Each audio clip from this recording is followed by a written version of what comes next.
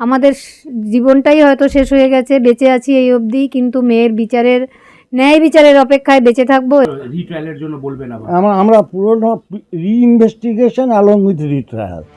আরজিকর মেডিকেলে তরুণী চিকিৎসককে খুন ধর্ষণের মামলায় শুধুমাত্র সঞ্জয় রায়কে দোষী সাব্যস্ত করে আমৃত্যু কারাবাসে নির্দেশ দিয়েছে শিয়ালদা আদালত।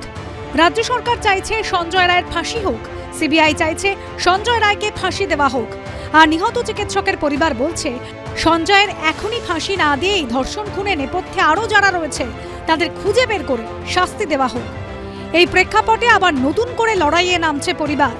ব্যাপারটাকে সামনে আনার যে চেষ্টা উনি করেছেন, সেটাকে আরও কীভাবে আরও এগিয়ে নেওয়া যায়। শুধু একটা সঞ্জয়কে ফাঁসি দিয়ে ব্যাপারটাকে ধামাচাপা দেওয়া যাবে না, এর মধ্যে অনেকে যুক্ত আছে। হাইকোর্টে নতুন করে তদন্ত এবং নতুন করে বিচারের আবেদন জানাতে চলেছেন নিহত তরুণীর পরিবারের আইনজীবী। রিট্রায়ালের জন্য বলবেন আবার?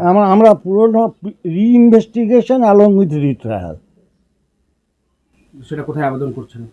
সেটা আমরা এখন কলকাতা হাইকোর্টে করব। সুপ্রিম কোর্টের ওই অর্ডারের পর আমরা কালকাটা হাইকোর্টে করব।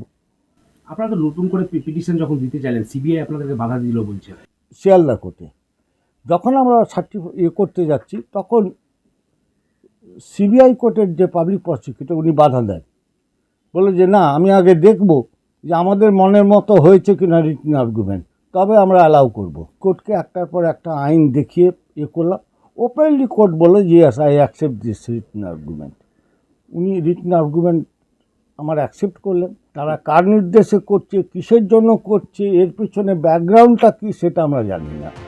আরজিকর কাণ্ডে মেয়েকে ধর্ষণ এবং খুনের মামলায় সিবিআই এর তদন্ত নিয়ে একগুচ্ছ প্রশ্ন তুলে সুপ্রিম কোর্টের দ্বারস্থ হয়েছিলেন নিহত তরুণী চিকিৎসকের মা-বাবা। বুধবার সুপ্রিম কোর্টের শুনানিতে নিহত চিকিৎসকের পরিবারকে নতুন করে আবেদন দাখিল করতে বলেন দেশের প্রধান বিচারপতি সঞ্জীব খান্না। মামলাকারীকে উদ্দেশ্য করে প্রধান বিচারপতি বলেন, এখানে যা যা বিবৃতি বা অভিযোগ রয়েছে সেটা হলফনামা দিয়ে বলতে হবে, তাই ভালো করে এই আবেদন প্রত্যাহার করে নতুন করে মামলা করা হোক।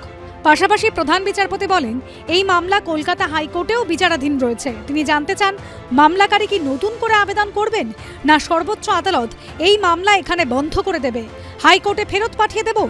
উত্তর জানানোর জন্য নিহত চিকিৎসকের মা-বাবাকে সময় দিয়েছেন দেশের প্রধান বিচারপতি। এরই মধ্যে রবিবার মালদায় প্রবীণ আইনজীবীর বাড়িতে পৌঁছে যান নিহত তরুণী চিকিৎসকের মা-বাবা। আমরা কিভাবে কেসটা নিয়ে এগোবো সেইভাবেই দাদার সঙ্গে কথা হয়েছে। উনি তো আমাদের কেসটা আমাদের নিজের পরিবারের মতো মনে করেই দেখছেন। কেসটা যে এতটা এগিয়েছে সেটা ওনার এই যে আর্গুমেন্ট করেছেন তার ফল। অন্যদিকে হাওড়ায় দুর্গাপুজোর পর এবার সরস্বতী পুজোতেও থিমের ছোঁয়া। থিমে উঠে এলো তিলোত্তমা। সাঁতরাগাছির একটি ক্লাবের সরস্বতী পুজোয় তিলোত্তমার বিচার চেয়ে সরব হয়েছেন উদ্যোক্তারা।